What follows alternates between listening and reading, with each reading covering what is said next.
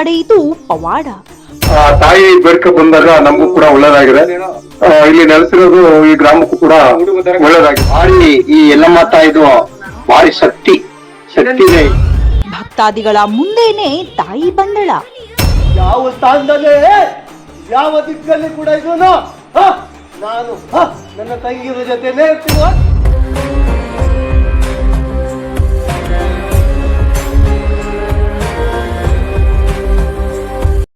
ರೇಣುಕಾ ಯಲ್ಲಮ್ಮ ಅನ್ನೋದು ರೇಣುಕಾ ಅನ್ನೋರು ಒಬ್ರು ರಾಜರ ಮಗಳು, ಯಲ್ಲಮ್ಮ ಅನ್ನೋರು ಒಬ್ರು ಬಡ ಕುಟುಂಬದಲ್ಲಿರುವಂತವ್ರು. ತಾಯಿ ಬಂದು ಭಕ್ತರಿಗೆ ಹೇಳಿದ್ದಾದ್ರೂ ಏನು?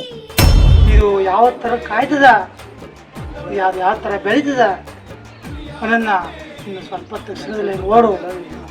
ರೇಣುಕಾ ಯಲ್ಲಮ್ಮ ತಾಯಿ ಈ ನಡುಕಾಡು ತುಂಬಾ ಇದು ಸುತ್ತಮುತ್ತ ಕಾಡಿದೆ.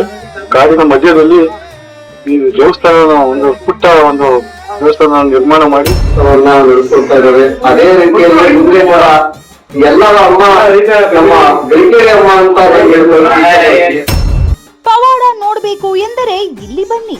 ರೇಣುಕಾ ಯಲ್ಲಮ್ಮ ಅಂತ ನಾವು ಅದರಿಂದ ಎಷ್ಟೋ ಭಕ್ತಾದಿಗಳು ರೇಣುಕಾ ಯಲ್ಲಮ್ಮನ್ನ ಒಂದು ಮೆರವಣಿಗೆ ಮಾಡ್ಕೋತಾರೆ. ತಲೆ ಮೇಲೆ ಇಟ್ಕೊಂಡು ರೇಣುಕಾ ಯಲ್ಲಮ್ಮ ತಾಯಿನ ಒಂದು ಮೆರವಣಿಗೆ ಮಾಡಿ ಆ ತಾಯಿನ ಆಶೀರ್ವಾದನ ಜನಗಳಿಗೂ ಕೂಡ ಅದನ್ನ ಲಭಿಸ್ತಾ ಇರ್ತಾರೆ.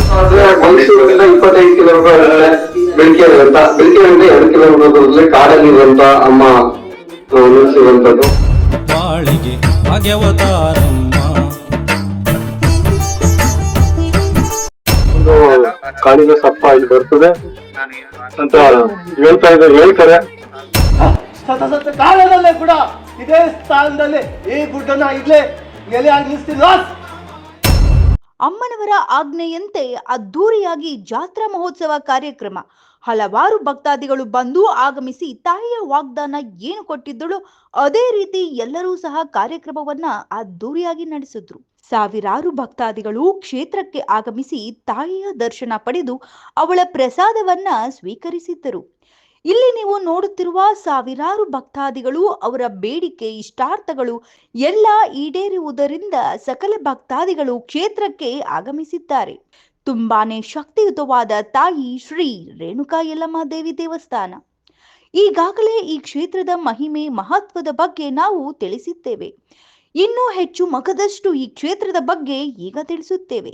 ಮಿಸ್ ಮಾಡದೆ ನಮ್ಮ ಚಾನಲ್ ಅನ್ನ ನೋಡ್ತಾ ಇರಿ. ತಾಯಿ ಯಲ್ಲಮ್ಮ ಯಾರೇ ಕ್ಷೇತ್ರಕ್ಕೆ ಆಗಮಿಸಲಿ, ಅವರ ಕಷ್ಟ ಏನೇ ಇರಲಿ ಈ ತಾಯಿ ನೆರವೇರಿಸುತ್ತಾಳೆ. ಕಷ್ಟ ಎಂದು ಈ ಕ್ಷೇತ್ರಕ್ಕೆ ಕಾಲಿಟ್ಟರೆ ತಾಯಿ ಸೆರಗಿಗೆ ಹಾಕೊಂಡು ಅವರ ಕಷ್ಟ ಏನೆಂದು ನೋಡಿ ಬಗೆಹರಿಸುತ್ತಾಳೆ. ಆರೋಗ್ಯ ಸಮಸ್ಯೆ ಆಗಿರಲಿ, ದೆವ್ವ ಭೂತ ಕಾಟ ಇರಲಿ, ಕೆಲಸ ಕಾರ್ಯಗಳಲ್ಲಿ ಸಮಸ್ಯೆ ಇರಲಿ, ನೀವೇನೇ ಅಂದುಕೊಂಡರೂ ಈ ಕೆಲಸ ಆಗಿಲ್ಲ ಅನ್ನೋದಿದ್ರೆ ತಾಯಿ ಹತ್ತಿರ ಬಂದು ವಾಗ್ದಾನ ಪಡೆದರೆ ನಿಮ್ಮ ಪ್ರಶ್ನೆಗಳಿಗೆ ಉತ್ತರ ಸಿಕ್ಕೇ ಸಿಗುತ್ತೆ. ಅದೆಷ್ಟು ಭಕ್ತಾದಿಗಳಿಗೆ ಸಿಕ್ಕಿದೆ ಕೂಡ. ಅವರ ಜೀವನವು ಇವತ್ತು ತುಂಬಾ ಚೆನ್ನಾಗಿದೆ. ಒಂದೇ ಒಂದು ಸಾರಿ ಈ ಕ್ಷೇತ್ರಕ್ಕೆ ಭೇಟಿ ಕೊಟ್ಟು ತಾಯಿ ಯಲ್ಲಮ್ಮನ ದರ್ಶನ ಪಡೆಯಿರಿ. ಹೆಚ್ಚಿನ ಮಾಹಿತಿಗೆ ಇಲ್ಲಿ ಕಾಣುತ್ತಿರುವ ನಂಬರ್ ಅನ್ನ ಸಂಪರ್ಕಿಸಿ. ಸ್ಥಳ ಶ್ರೀ ರೇಣುಕಾ ಯಲ್ಲಮ್ಮ ದೇವಸ್ಥಾನ, ಬಿಳಿಕೆರೆ ಗ್ರಾಮ, ಬಿಳಿಕೆರೆ ಹೋಬಳಿ, ಹುಣಸೂರು ತಾಲೂಕು, ಮೈಸೂರು ಜಿಲ್ಲೆ. ಒಂದು 5 ವರ್ಷದ ಹಿಂದೆ ನಾನು ಈ ಗ್ರಾಮದ ಯಜಮಾನ ಆಗಿದ್ದ ಟೈಮಲ್ಲಿ ಹಿಂಗೆ ನಮ್ಮ ಗುಡ್ಡಪ್ಪನವರು, ಈ ಒಂದು ಜಮೀನಿನ ಗುಡ್ಡಪ್ಪನವರು ಇಲ್ಲಿ ಒಂದು ಮೂರ್ತಿ ಉದ್ಭವ ಆಗಿದೆ. ಯಲ್ಲಮ್ಮನ ಒಂದು ದೇವರು ಉದ್ಭವ ಆಗಿದೆ.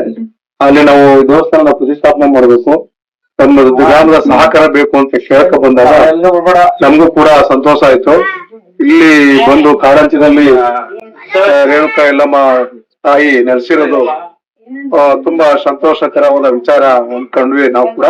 ಆವಾಗ ಈ ಒಂದು ಸಾಧಾರಣ ಮಟ್ಟದಲ್ಲಿ ಒಂದು ಕಟ್ಟಡ ನಿರ್ಮಾಣ ಮಾಡಿ ಒಂದು ನೆಲೆ ಮಾಡಿ ಅಂದಿನ ವರ್ಷ ಕೂಡ ಒಂದು ಜಾತ್ರಾ ಮಹೋತ್ಸವನ ಪ್ರಾರಂಭ ಆಯ್ತು.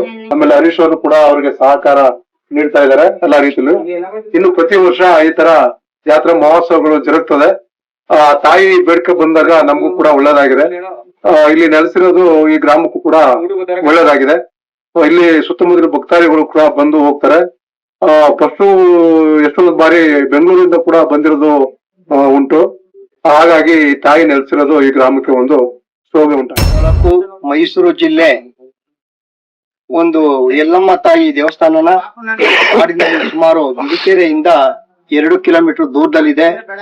ಭಾರಿ ಈ ಯಲ್ಲಮ್ಮ ತಾಯಿದು ಭಾರಿ ಶಕ್ತಿ.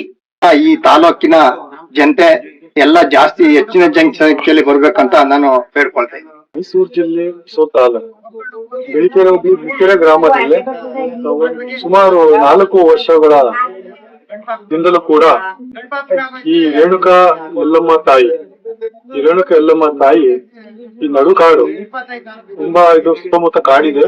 ಕಾಡಿನ ಮಧ್ಯದಲ್ಲಿ ಈ ದೇವಸ್ಥಾನ ಒಂದು ಪುಟ್ಟ ಒಂದು ದೇವಸ್ಥಾನ ನಿರ್ಮಾಣ ಮಾಡಿ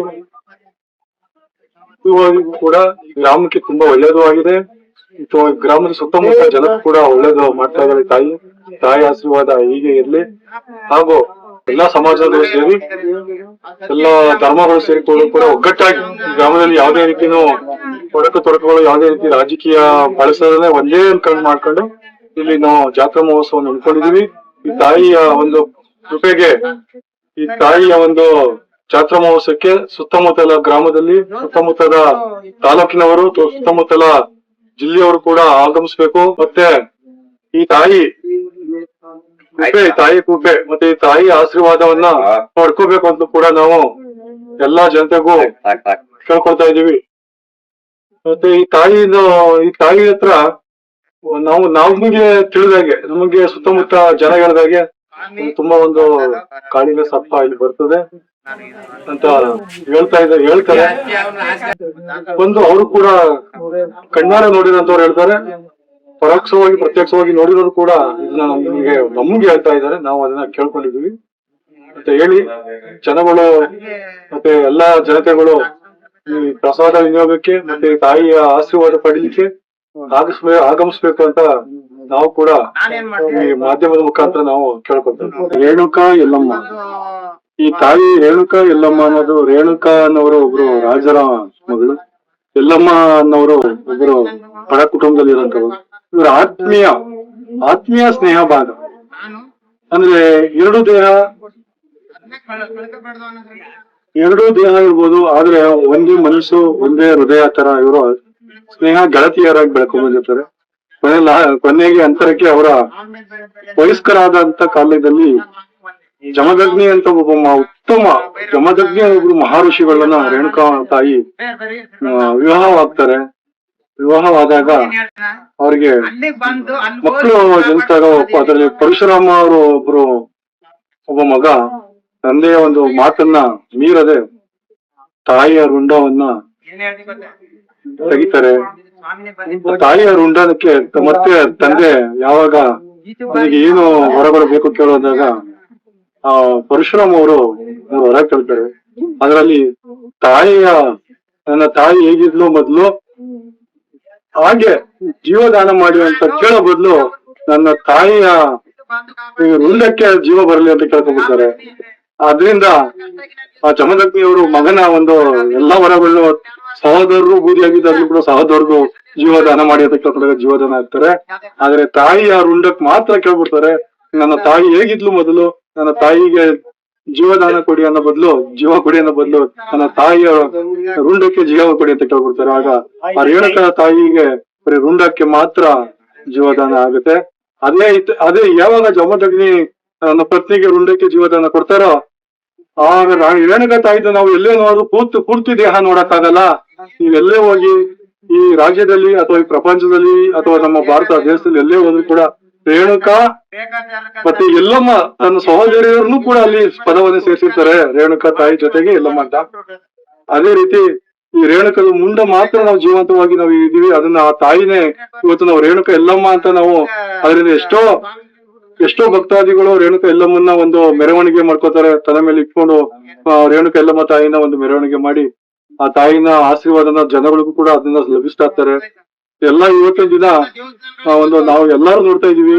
ಆ ಭಗವಂತನ ಆ ದೇವರ ತಾಯಿ ಹೆಸರು ಹೇಳಿ ಯಾವುದೇ ದೇವರ ಹೆಸರು ಹೇಳಿದ್ರು ಕೂಡ ನಾವು ಜೀವನ ಮಾಡ್ತಾ ಇದೀವಿ. ಎಷ್ಟೋ ಜನಗಳು ನಾವು ಜೀವನಗಳು ಕೂಡ ರೂಪಿಸ್ಕೊತಾ ಇದೀವಿ. ಈ ರೀತಿ ಈ ರೇಣುಕಾ ಯಲ್ಲಮ್ಮ ತಾಯಿ ಏನು ನಾವು ಬರೀ ರುಂಡನ ನಾವು ಇವತ್ತಿನ ದಿನ ಪೂಜಿಸ್ತಾ ಇದೀವೋ, ಆ ರೇಣುಕಾ ತಾಯಿ ಇವತ್ತು ಎಲ್ಲಾತೂ ಕೂಡ ರೇಣುಕಾ ಯಲ್ಲಮ್ಮ ಇರೋದು ಯಲ್ಲಮ್ಮ ಎಷ್ಟೋ ಧಾರಾವಾಹಿಗಳು ಎಷ್ಟೋ ಸೀರಿಯಲ್ಗಳು ಕೂಡ ಈಗ ರೇಣುಕಾ ಯಲ್ಲಮ್ಮ ತಾಯಿದು ಬರ್ತಾ ಇದೆ. ಅಲ್ಲೂ ಕೂಡ ವೀಕ್ಷಣೆ ಮಾಡಿ ಜನತೆ. ಅವಾಗ ಇವು ದಂತಕಥೆನೋ ಅಥವಾ ಇತಿಹಾಸದ ಪೂರ್ವಿಕರ ಒಂದು ಸತ್ಯ ರೂಪನೋ ಅಥವಾ ದಂತಕಥೆನೋ ಅನ್ನೋದು ನಮಗೂ ಕೂಡ ಗೊತ್ತಿಲ್ಲ. ಅಥವಾ ದಂತಕಥೆ ಆಗಿರ್ಬೋದು ಅಥವಾ ಇವು ಸತ್ಯ ಕಥೆಗಳಾಗಿರ್ಬೋದು, ಅದು ನಮ್ಗೆ ತಿಳಿಯೋದು ನಮ್ಮ ಪೂರ್ವಿಕರು ಹಿರಿಯರು ಏನು ಹೇಳ್ಕೊಂಡು ಬಂದಿದಾರೋ ಅದನ್ನ ನಾವು ಕೂಡ ಪಾಲಿಸ್ತಾ ಇದೀವಿ. ಅಂತಹ ಒಂದು ಮಹಾತಾಯಿ ಸತ್ಯ ದೇವತೆ ಈ ಮಧ್ಯ ಕಾಡಲ್ಲಿ ನೆಲೆಸಿರೋದು ನಿಜವಾಗಿಯೂ ಬಂದು ನೋಡ್ಬೇಕು, ನಿಮಗ್ ಗೊತ್ತಾಗತ್ತೆ. ಬಂದು ವೀಕ್ಷಣೆ ಮಾಡಿ ಈ ತಾಯಿಯ ಸತ್ಯ ಏನು, ಈ ತಾಯಿಯಲ್ಲಿ ಇರ್ತಕ್ಕಂತ ಒಂದು ಸತ್ಯ ಒಂದು ಏನಿದೆಯೋ ಅನ್ನೋದನ್ನ ತಿಳ್ಕೊಳಕ್ಕಾದ್ರೂ ನೀವು ಈ ಮಧ್ಯ ಕಾಡಿಗೆ ನೀವು ದಯಮಾಡಿ ಆಗಮಿಸಿ ವೀಕ್ಷಣೆ ಮಾಡ್ಬೇಕು ಅಂತ ಕೇಳ್ಕೊತಾ ಇದೀವಿ. ಕರ್ನಾಟಕ ರಾಜ್ಯದ ಜನತೆಯಲ್ಲೂ ಕೂಡ ಇದಾಗ್ಲೇ ಹುಬ್ಳಿಯಿಂದ ಬರ್ತಾ ಇದಾರೆ, ಶಿವಮೊಗ್ಗದಿಂದ ಬರ್ತಾ ಇದಾರೆ, ಬೆಂಗಳೂರಿಂದ ಬರ್ತಾ ಇದಾರೆ, ಮೈಸೂರಿಂದ, ಸುತ್ತಮುತ್ತ ಆಕ್ಚುಲಿ ಎಷ್ಟೋ ಜಿಲ್ಲೆಗಳಿಂದ, ಎಷ್ಟು ಕಮ್ಮಿ ಅಂದ್ರೆ ಚಾಮರಾಜನಗರ ಜಿಲ್ಲೆಯವರು ಕೂಡ ಈ ಭಕ್ತಾದಿಗಳು ಇಲ್ಲಿಗೆ ಆಗಮಿಸ್ತಾ ಇದ್ದಾರೆ. ದಯಮಾಡಿ ನೀವು ಇದನ್ನ ನೋಡಿ. ನಿಮಗೆ ಇವತ್ತು 30, 31, 5ನೇ ತಾರೀಕು 3 ದಿನ ನೋಡಿ ಬರತಕ್ಕಂತ ಜನಸಂಖ್ಯೆ ನೋಡಿದಾಗ ಗೊತ್ತಾಗತ್ತೆ. ಈಗಾಗ್ಲೇ ನೀವು ಗುಲ್ಬರ್ಗ, ಹುಬ್ಳಿ, ಬೆಂಗಳೂರು, ಚಾಮರಾಜನಗರ, ಮೈಸೂರು, ಶಿವಮೊಗ್ಗ ಈ ಎಲ್ಲಾ ಕಡೆನೂ ಬಂದಿದ್ದಾರೆ. ಜಾತ್ರೆ ಮಹೋತ್ಸವ ಅಂದ್ರೆ ನನಗೆ ಕಾಡಲ್ಲಿ ಇದ್ದೀನಿ, ಅದು ಕೂಡ ಯಾರು ಕೂಡ ನನ್ಗ ತಿರುಗಿ ನೋಡ್ತಾ ಇಲ್ಲ. ಮೊನ್ನೆ ಅದನ್ನ ನನ್ಗ ವರ್ಷ ಜಾತ್ರೆ ಮಾಡುವಂತ ಸನ್ನಿವೇಶ ಕೂಡ ನಡ್ಸ್ಕೊಡ್ಬೇಕು ಅಂತ ತಾಯಿ ನನಗೆ ಒಂದು ಆಜ್ಞೆಯನ್ನ ಕೊಟ್ಟಾಗ ನಾನು ಎಲ್ಲರಲ್ಲಿ ರೀತಿಯಲ್ಲಿ ಕೂಡ ಆಜ್ಞೆಯನ್ನ ಜನರಲ್ಲಿ ಇಟ್ಟೆ. ಅದನ್ನ ಗ್ರಾಮಸ್ಥರು ಕೂಡ ಎಲ್ಲರೂ ಕೂಡ ಮನವರಿಕೆ ಮಾಡಿಕೊಂಡು ತಾಯಿಯ ಜಾತ್ರೆ ಮಹೋತ್ಸವನ್ನ ನಡೆಸ್ಕೊಡ್ತಾ ಇದ್ದಾರೆ. ಅದೇ ರೀತಿಯಲ್ಲಿ ಮುಂದೆ ಕೂಡ ಎಲ್ಲರ ಅಮ್ಮ ನಮ್ಮ ಬೆಳಕೇರಿ ಅಮ್ಮ ಅಂತ ನನಗೆ ಒಂದು ಈಗ ತಂದು ಈ ಸ್ಥಾನದಲ್ಲಿ ಬೆಳಕೇರಿ ಗ್ರಾಮಸ್ಥರು ಕೂಡ ನನಗೆ ಸ್ಥಾನವನ್ನ ಕೊಟ್ಟಿದ್ದಾರೆ. ಇದೇ ರೀತಿಯಲ್ಲಿ ನಾನು ಕೂಡ ಮುಂದೆ ಇದನ್ನ ಕಾಪಾಡ್ಕೊಳ್ತೀನಿ ಅಂತ ಹೇಳಕ್ ಇಷ್ಟಪಡ್ತೀನಿ. ಮುಂದೆ ಇದೇ ರೀತಿಯಲ್ಲಿ ಜಾತ್ರೆ ಮಹೋತ್ಸವ ನಡೀತವೆ. ಅಮಾವಾಸ್ಯೆ ಹುಣ್ಣಿಮೆಗಳಲ್ಲಿ ವಿಶೇಷ ಪೂಜೆಗಳಿರ್ತವೆ. ಯಾವುದೇ ಒಂದು ಕಷ್ಟ ಕಲ್ಪನೆಗಳನ್ನು ಅಮ್ಮ ಎಲ್ಲವನ್ನೂ ಕೂಡ ಬಗೆಹರಿಸ್ಕೊಡ್ತಾಳೆ ಅಂತ ಹೇಳಕ್ ಇಷ್ಟಪಡ್ತೇನೆ. ಮುಂದೆ ಇದೇ ರೀತಿ ಸಹಕಾರ ಕೊಟ್ಟು ಮುಂದೆ ಬರುವಂತ ಭಕ್ತಾದಿ ಕೂಡ ನಡೆಸ್ಕೊಡುವಂತ ಕಾರ್ಯಕ್ರಮ ನಡೀತಾ ಇರುತ್ತೆ. ಯಾವುದೇ ಒಂದು ಭೋಜನಲ್ಲಿ ಸಂತಾನ ಭಾಗ್ಯ ಇರಲಿ, ಯಾವ ಮಾಟ ಕೂಟ ಇದ್ರು ಕೂಡ ನಿಮ್ಮ ಮನೆ ದೇವತೆ ಅಂತ ತಿಳ್ಕೊಳ್ಳಿ. ಈ ಎಲ್ಲಮ್ಮ ತಾಯಿ ಎಲ್ಲಮ್ಮ ಮನೆಗೂ ದೇವತೆಯಾಗಿ ಬರ್ತಾಳ. ನೀವು ಒಂದು ಸತಿ ಕಾಣಿಕೆಯನ್ನ ಕಟ್ಟಿ ಅಮ್ಮ ನನ್ನ ಕಷ್ಟವನ್ನ ಬಗೆಹರಿಸು ಅಂತ ಕೇಳಿದಾಗ ಖಂಡಿತವಾಗಿ ನಿಮ್ಮ ಕಷ್ಟವನ್ನ ಬಗೆಹರಿಸ್ಕೊಡ್ತಾಳ. ಆದ್ರೆ ಮೈಸೂರಿಂದ 25 ಕಿಲೋಮೀಟರ್ ಬೆಳಕೇರಿ ಅಂತ, ಬೆಳಕೇರಿಯಿಂದ 2 ಕಿಲೋಮೀಟರ್ ದೂರದಲ್ಲಿ ಕಾಡಲ್ಲಿ ಇರುವಂತ ಅಮ್ಮ ನಿಲ್ಸಿರುವಂತದ್ದು.